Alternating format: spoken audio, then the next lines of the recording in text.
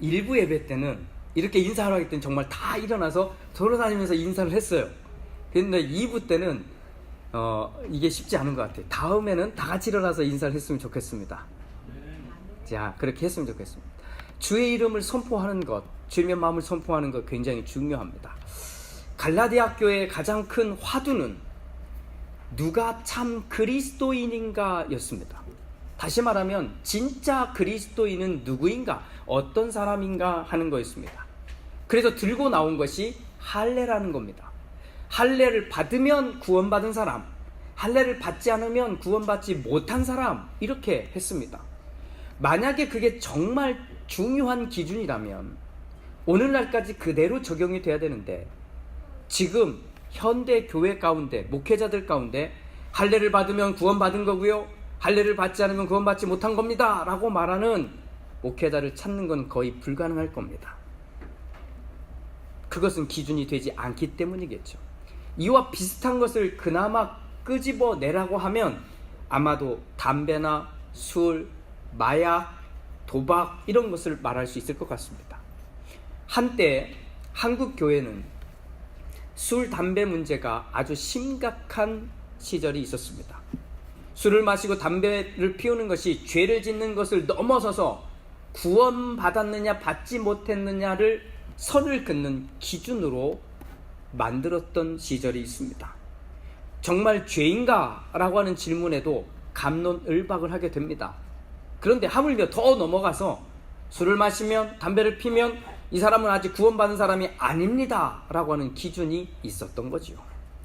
뿐만 아니라 정말 성령을 받았으면 방언을 꼭 해야 한다고 하는 기준이 있었던 시절이 있습니다. 성령을 받으셨습니까?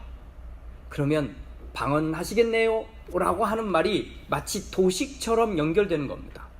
성령을 받았으면 방언을 해야 되고, 방언을 해야 성령을 받은 것이니 구원의 기준도 딱 거기에 있다는 겁니다. 성령을 받았어요? 그럼 방언도 하시겠고, 그럼 이 사람은 그러니 구원받았고, 반대로 방언도 못해요? 그럼 아직 성령을 못 받으셨겠네요? 그럼 아직 구원받지 못한 거네요 라고 말하는 시절이 있었던 겁니다. 자, 질문을 했으니 한번 대답을 한번 해보겠습니다. 담배를 피고 술을 마시면 천국에 못 갑니까? 일부 때도 이렇게 물었더니 아무도 대답을 안 하시더라고요. 그래서 제가 대답을 대신해 줬습니다. 아닙니다. 또 하나 질문합니다. 방언을 못하면 성령을 받지 못한 겁니까? 아닙니다. 이제부터 우리는 한 가지 질문을 해봐야 됩니다. 그 질문은 방향의 문제였던 겁니다. 누가 그리스도인인가? 어떤 사람이 진정한 그리스도인인가라고 하는 이 질문을 그동안 많은 사람들이 이 방향을 잘못 가게 만들었습니다. 그 방향을 내가 아니라 너에게로 가게 만들었습니다. 그래서 우리는 봅니다. 이 사람은 구원받은 사람인가 아닌가를 내 기준을 놓고 그 사람에게로 갑니다. 또 이 사람을 보면서 이 사람이 구원받았는지 안 받았는지 평가하게 되고 판단하게 됩니다.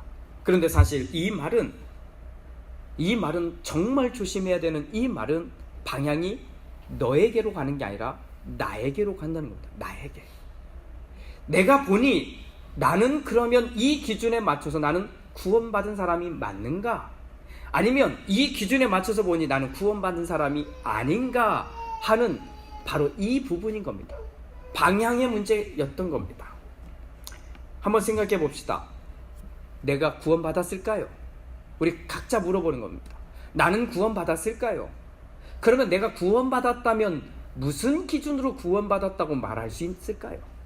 아니면 나는 아직은 구원받은 것 같지는 않습니다 라고 한다면 나는 무슨 기준으로 구원받지 않았다고 말할 수 있을까요? 여기에서 우리는 가장 조심해야 될 표현이 하나 있습니다. 한번 따라해 보겠습니다. 당신은 구원받았습니다. 자, 따라해 보라고 했어요. 자, 당신은 구원받았습니다.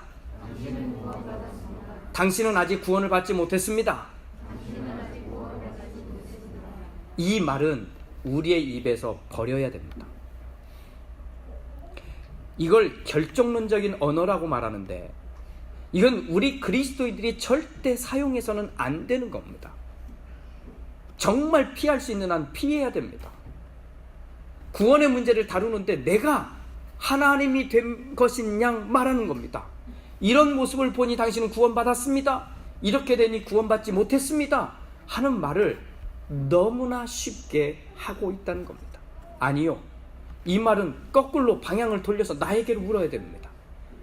내 모습을 보니, 이런 기준을 놓고 보니 내가 구원받은 사람이구나 라고 내가 생각을 하거나, 내가 이런 모습을 보니 나는 아직까지는 구원받은 사람이 아니구나 라고 생각하는 이 모양이 있어야 된다는 겁니다. 구원의 시작이 어딥니까? 아주 원론적인 얘기지만 처음 얘기부터 해보겠습니다. 구원의 시작은 내가 죄인이라는 사실을 깨닫는 겁니다. 내가 죄인이라는 사실을 깨닫는다는 말은 나만 죄인이 아니라 우리 모두가 죄인이라는 겁니다.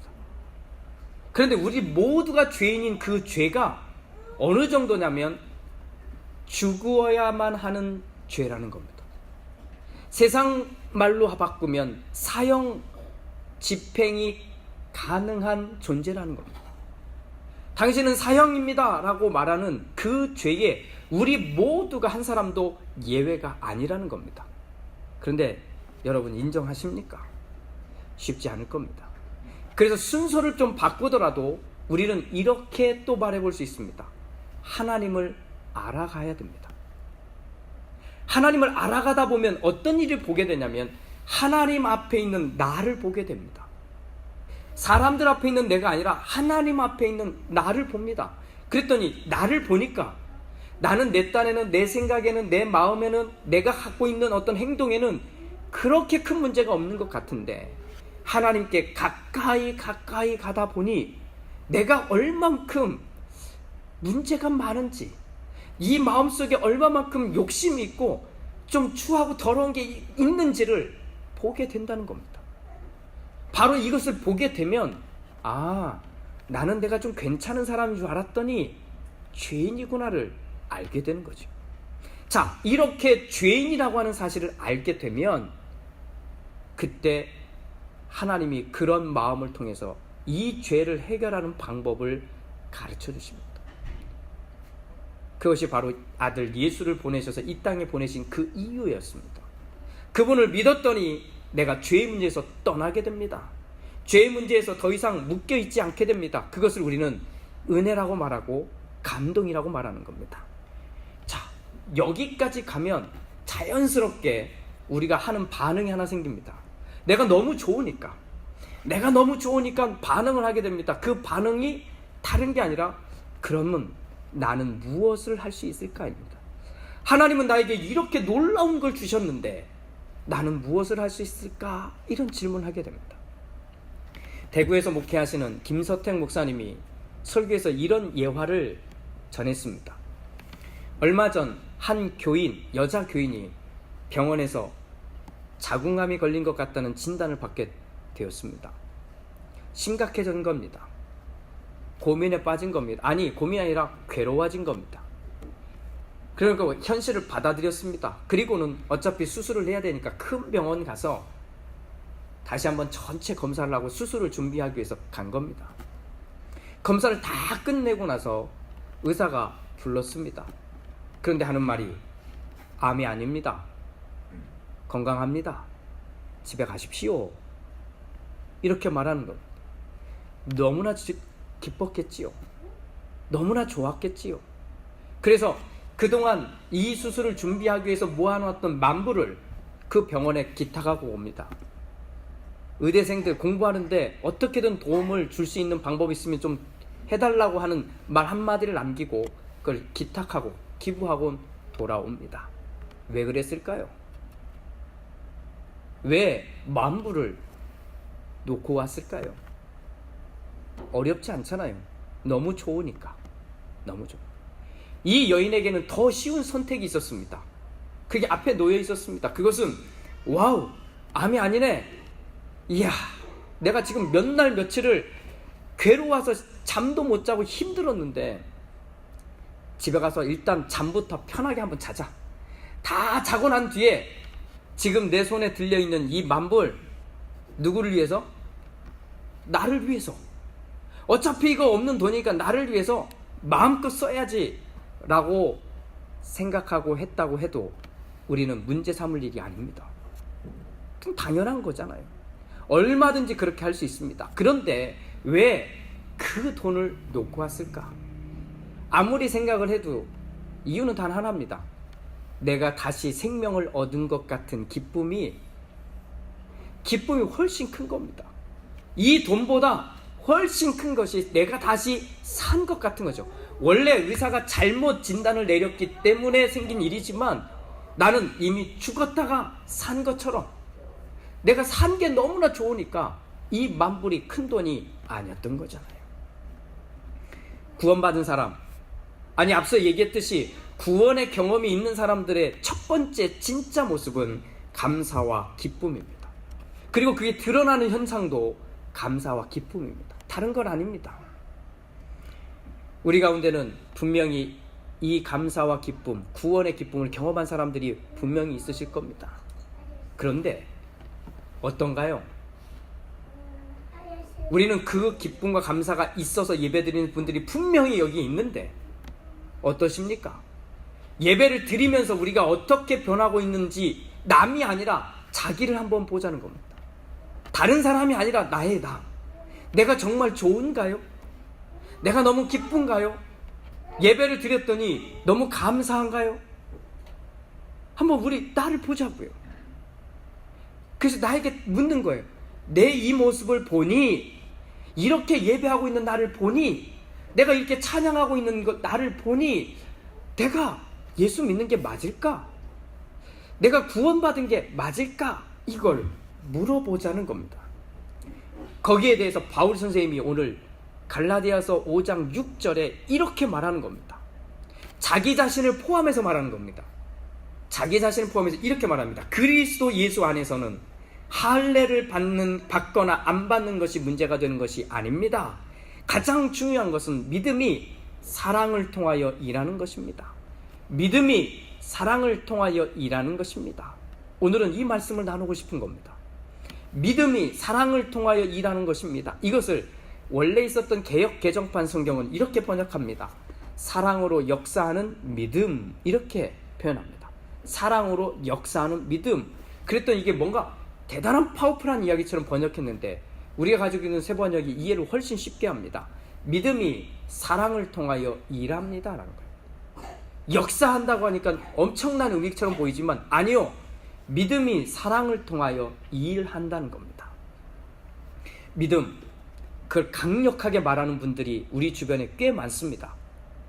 저도 그런 부류 가운데 한 사람이었습니다. 또 바울도 그런 부류 가운데 한 사람이었습니다. 이런 사람들은요, 제법 신앙생활을 오래 철저하게 했다고 하는 사람들이 바로 이런 사람들입니다. 믿음, 이렇게 말하는 사람들은 굉장히 단호합니다. 타협하지 않습니다. 이건 아닐 땐 다 잘라버립니다. 아닌 겁니다. 뭐 협상도 하지 않습니다. 아닌 건 다 잘라냅니다. 이거 아니고 이거 아니고 이거 아닙니다. 그런데 알고 보니까 이게 하나 없습니다. 사랑이 없습니다. 바울 선생님이 그러했습니다. 율법의 최고였습니다. 정말 열심히 달렸습니다. 자기가 달리는 것에 어떤 것도 타협하지 않았습니다. 그냥 오로지 달렸습니다. 그런데 그가 예수를 만나고 나서 확실하게 알게 된 것은 열심히 뛴 게 잘못이 아니라 그 안에 사랑이 없었다는 것을 보게 된 겁니다. 우리를 포함해서 우리가 거쳐왔던 교회들과 우리를 포함해서 우리가 거쳐왔던 사람들 한번 다 봅시다. 구원받은 은혜 때문에, 감동 때문에 교회를 섬기는 일을 하고 있는 사람이십니까? 아니면 구원받기 위해서, 더 큰 복을 받기 위해서 뭔가를 하고 있는 사람입니까? 구분해 봅시다. 구원받아서 너무 좋아서 하고 있는 건지, 아니면 구원받으려고 더 큰 은혜를 받으려고 하고 있는 것인지. 만약 구원의 은혜와 감동이 있는 사람이라면 그 사람은 자기가 한 것을 기억하려고 하지 않습니다. 아니, 기억할 필요가 없습니다. 왜일까요? 내가 받은 게 더 크니까, 하나님이 나에게 주신 게 너무 크니까 내가 한 행동이 크지 않습니다. 그런데 반대로 내가 무언가를 해야만 구원을 받거나 더 큰 은혜를 받기 위해서 무엇인가를 하는 사람은 내가 무엇을 했는지를 반드시 기억합니다. 왜죠? 하나님 앞에 갔을 때, 사람들 앞에 섰을 때, 교회 앞에 섰을 때 내가 무엇을 했는지를 말해야 되기 때문입니다. 제가요, 하나님을 위해서 이런 거 했어요. 제가 이것도 했고요, 저것도 했어요. 목사님 아시죠? 제가 이것도 했고요, 저것도 했고요, 저것도 했어요. 성도들한테 말합니다. 여러분 아시죠? 제가 얼마큼 했었는지. 이렇게 말하는 분들은 구원을 받기 위해 또는 더 큰 복을 받기 위해 한 사람에 불과합니다. 은혜와 감동이 있으면 그냥 거기에 맞춰서 살면 됩니다. 왜죠? 좋으니까. 다른 이유가 없는 겁니다. 당신 왜 교회 갑니까? 좋으니까. 일하러 가는 게 아니라 좋으니까. 왜 기도하십니까? 좋으니까. 내가 기도하면 내 마음이 위로를 받고, 내가 기도하면 하나님이 이 문제를 풀어주시고, 그러니까 기도하죠. 좋으니까. 내가 왜 성경을 배웁니까? 좋으니까. 모를 때는 막막했는데 알고 나니까 너무 확신이 생기니까 좋으니까. 이게 우리의 모습이어야 되지 않습니까? 그런데 바꿉니다. 내가 얼마나 열심히 했는지를 똑똑히 기억해 가면서 그 기준과 잣대로 남들을 평가해 가면서 나는 이렇게 하는데 왜 저 사람이 이거밖에 안 할까? 나는 여기까지 했는데 이렇게까지 많이 하는데 왜 이 사람들은 여기까지밖에는 못할까? 왜죠? 나는 구원받은 은혜와 감동, 바울의 오늘 이야기로 말하면 믿음은 있는 것 같은데 사랑이 없기 때문이지 않겠습니까? 바울의 오늘 말씀은 이겁니다. 믿음이 있다고 생각하십니까? 내가 구원받았다고 생각하십니까? 그러면 내 손에 사랑이 들려있는지를 보시라는 겁니다. 이게 없으면 믿음이 있는 것 같아 보이나 믿음이 없는 사람일 거라는 겁니다. 반대도 있습니다. 사랑을 이야기할 수 있겠죠. 사랑을 이야기하는 건요, 교회 안에서만 사랑 얘기하지 않고요, 사실은 교회 밖에서도 다 사랑 얘기합니다. 가족들이 모여서 사랑합니다, 잘 지냅니다, 너무나 행복하고 잘 지냅니다. 문제는 뭘까요? 이 가족들이 하나님을 바라보지 않는다는 겁니다. 여기에서는, 이 땅에서는 삶을 다 사는데 행복한데 하나님이 없다는 겁니다. 그러니 사랑하면 믿음이 있는 것도 아니라는 겁니다. 사랑하는 사람들은 꼭 기억하십시오. 내가 함께 하나님을 바라보고 있는지. 믿음이 있다고 생각하는 사람들은 보십시오. 믿음, 하나님과의 관계만 계속 따지다 보니 내 옆에 있는 사람들과 사랑하지 않고 있다면 나의 믿음은 잘못됐다는 이야기를 하고 있는 겁니다. 그러니 믿음은 사랑을 통해 드러난다고 말하는 겁니다. 오늘의 이 말씀이 바로 그 말씀인 겁니다. 너나 잘하세요 로 유명해진 영화가 있습니다. 혹시 아십니까? 예. 친절한 금자씨. 이 영화가 얼마나 히트를 했는지는 잘 모르지만 아무튼 박찬욱 감독이 연출을 하고 이영애 씨와 최민식 씨가 주연을 했던 아주 배우들이 확 들어왔던 이 영화인데, 이 영화가 어디에서부터 시작된 건지 아십니까? 이게 창세기에 나오는 원죄를 다루는 영화였습니다.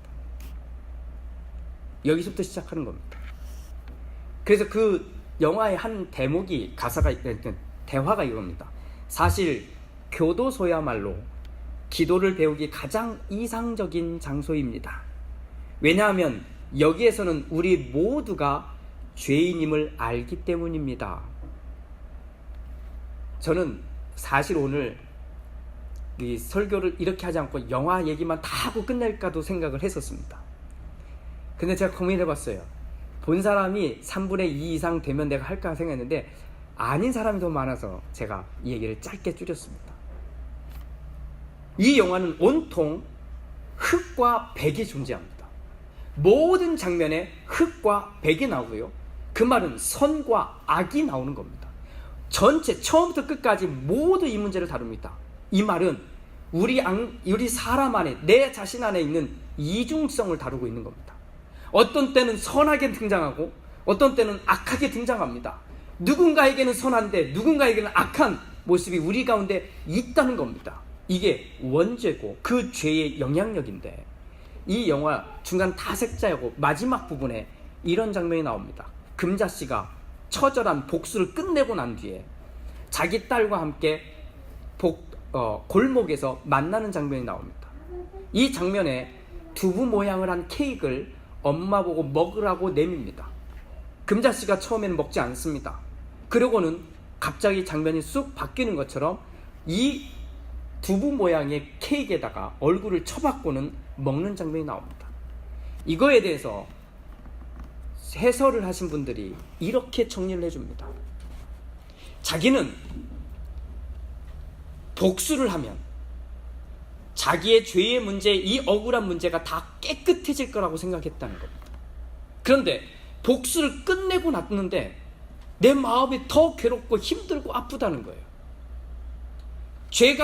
죄를 해결했다고 생각했는데 죄가 해결된 게 아니라 여전히 남아서 나를 괴롭게 하고 있는 자기를 보고는 선뜻, 두부가 무슨 뜻인지 아시죠? 감옥에 갔다 나오는 사람에게 두부를 내밉니다. 다시는 죄 짓지 말고 이 두부처럼 하얗게 잘 살아라, 죄 짓지 말라, 이런 뜻이거든요. 죄 끝냈으니까, 해결했으니까 먹으라고 내민 두부인데 이 두부를 먹지 못하는 겁니다. 영화가 시작부터 끝까지 완벽하게 오늘 우리의 현실을 말해주고 있습니다. 착각하지 마십시오. 그러니 저는 여러분들을 정죄하고 싶은 마음이 없습니다. 죄책감도 가지지 마십시오. 그냥 여러분들에게 물어보십시오. 스스로에게. 나는 이것도 부족하고 이것도 부족하고 이것도 부족하지만 그래도 이것 때문에라도 나는 예수를 믿는 사람이 맞다, 구원받은 사람이 맞다, 이렇게 확인하시는 게 좋다는 겁니다. 제가요 이런 일도 했고요, 제가 이것도 했고요, 저것도 했으니 나는 구원받은 사람입니다 라고 말하지 말라는 거예요.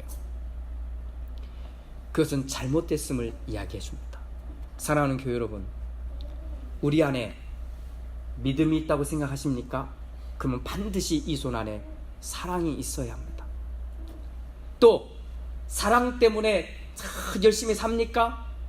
그때 내 한 손에는 믿음이 있어야 됩니다.